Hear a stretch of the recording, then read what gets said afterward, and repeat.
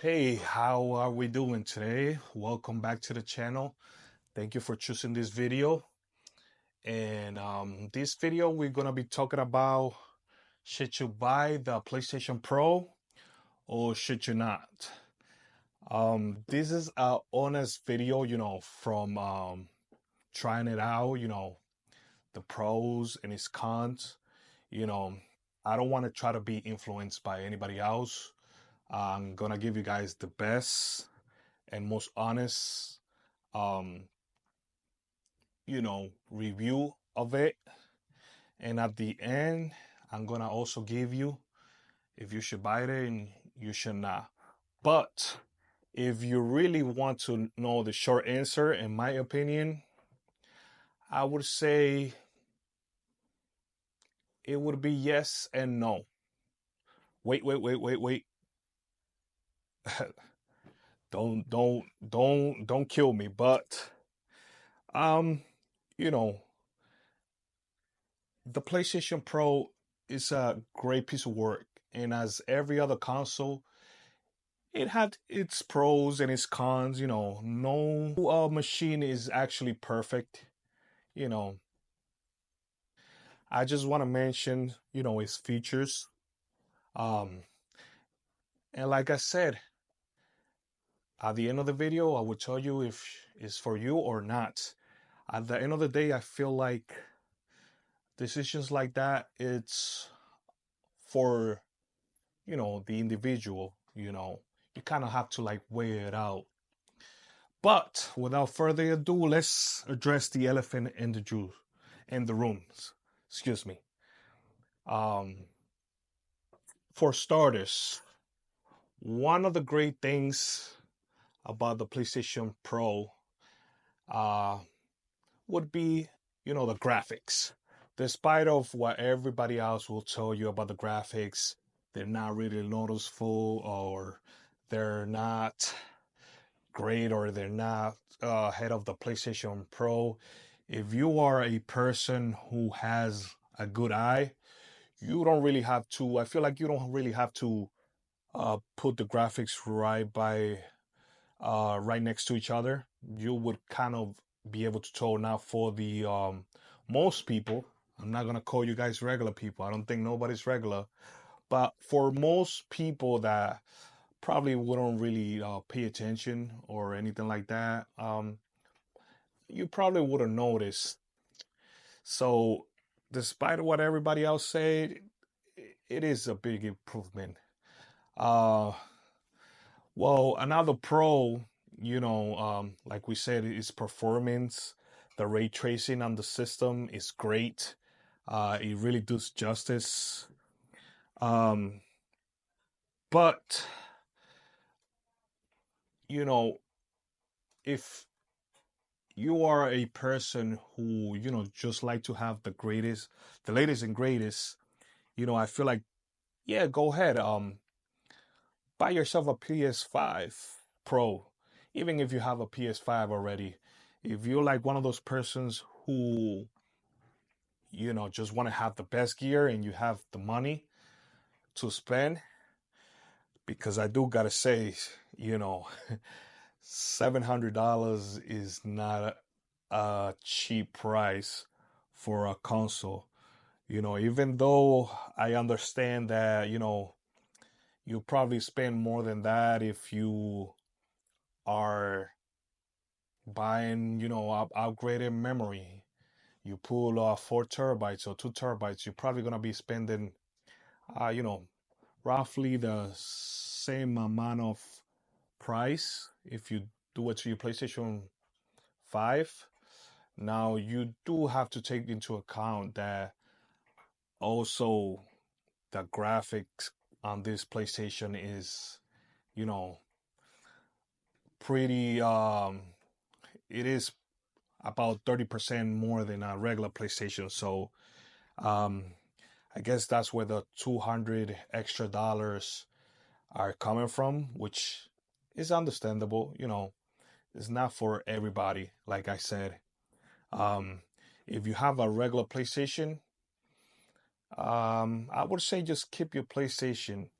If you don't want to make if you're okay, because even though the performance on this system is far greater than the PlayStation, um, if you're a person that you're okay with it, just keep your regular PlayStation. Sony said it themselves that, the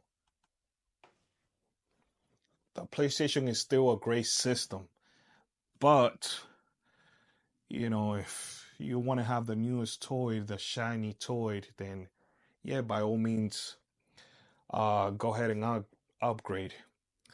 I believe another con to this system would be that at $700 and it comes with no disc, that's, in my opinion, that's, too much money to ask for a system that had no disk drive.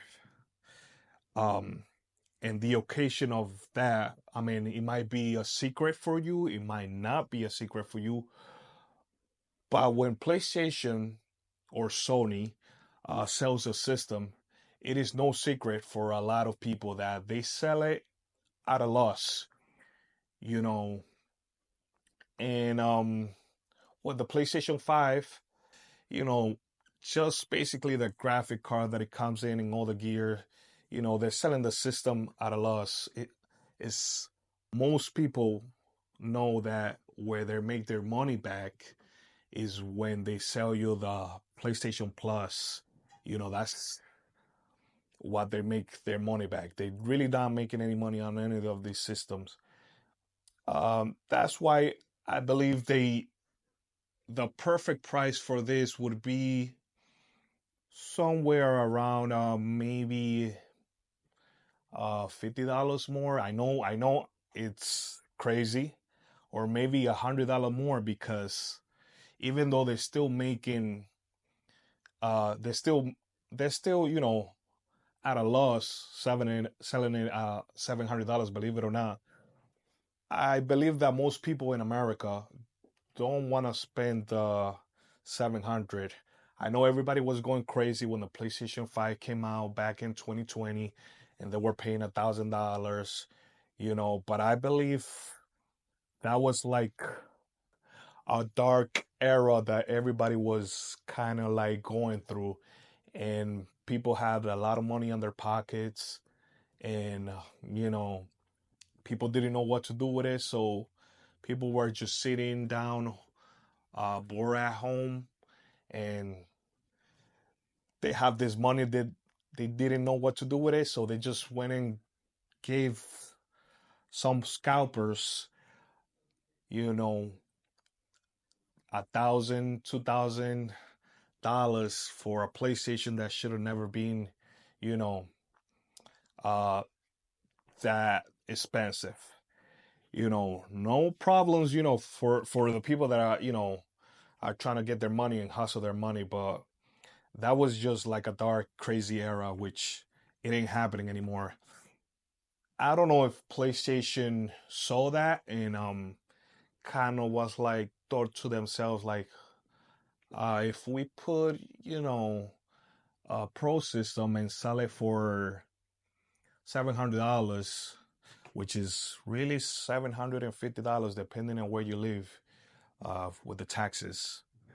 Um, they probably thought to themselves, we can sell it. I mean, other people were selling it for 1,000 plus. Why can't we? And I think that might be where they're kind of messed up. You know, that COVID era and the crazy dark era, as I call it, it's over with.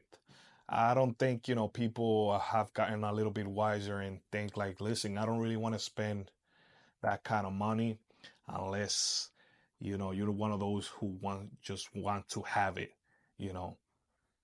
And I believe that's where they really messed up about it. They didn't think through that people were like, hey, is this worth it? Is this not worth it? Am I really gonna see a difference? Do I really want to pay that kind of money? because people right nowadays, I believe, are a little bit more educated than, you know, um, prior years or maybe COVID times. Another thing that I want to talk about of the PlayStation Pro, it's the controller. I know Sony was talking about fixing the issue with the controllers of, making them last a little bit longer. If you go and check out the website on GameStop, you could probably see that this, or any other website for that matter. Um, if you look at the PlayStation Pro controller, um, the ending numbers is 1B. Um, I don't know if you could see it right there. Let me get it really close to you. So you see, the last two numbers is 1B. I believe this is the upgraded version where it will still have the stick drift problems, but I think this controller has a better battery life. Don't quote me on it, but I know PlayStation was gonna fix it. And this is like a regular PlayStation 5 controller, not the Pro. If you can see uh, over here, the number, sorry, starts with a 1A, I'm sorry. So if this is the updated PlayStation controller, it might be, which I'm not saying it is, but if it is, it's definitely a different model. This PlayStation might have fixed the issue of, the battery life, and probably the um the drifting. The the controller essentially is gonna last you like a little bit longer. I don't know the facts if this is it, but I know they are different models.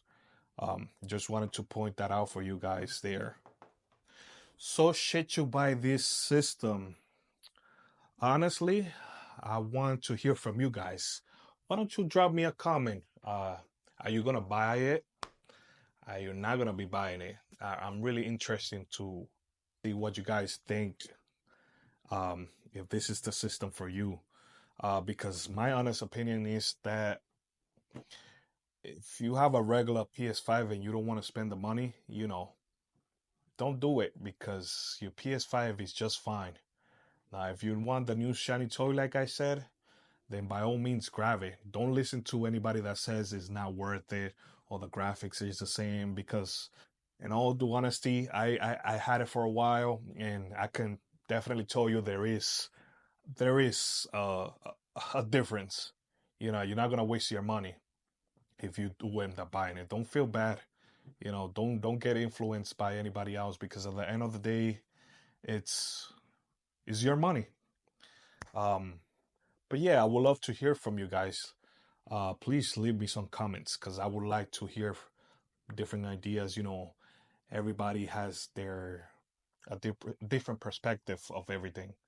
Um, yeah, my honest opinion is, like, if you want to make like an impact, I guess, because we all know that eventually the PS6 is coming out on 2027, maybe 2028, depending of what Sony really decides.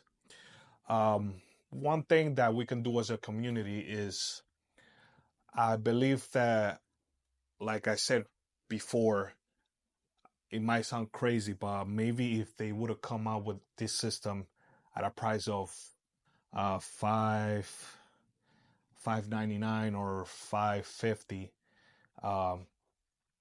it would, probably sell out a lot. And I feel like maybe if we buy it, it's gonna send a message to Sony that it's okay for them to charge you that kind of pricing. Kind of like when the PS3 came out. I don't know if you guys remember. It was like crazy money. He was like $700, $800. I can't remember on the top of my head, but you know, people just didn't buy it because it was crazy expensive. And what happened? Boom, the PX4 came out and it was $400. And everybody just went and bought one, you know.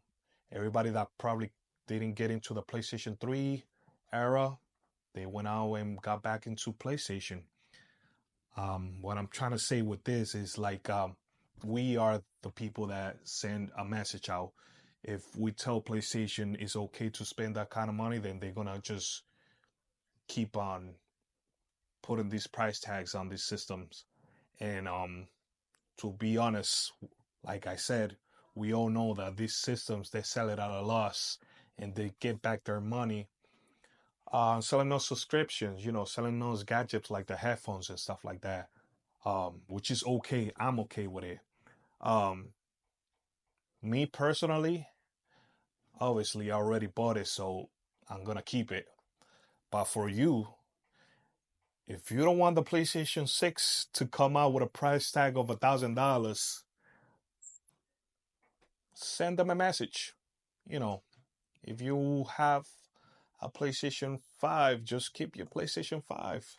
Don't upgrade into this. Maybe it'll go on sale like next Black Friday or next Christmas. You know, if we stick together and you think it's too pricey, which everybody I believe agrees with it, um, I do too.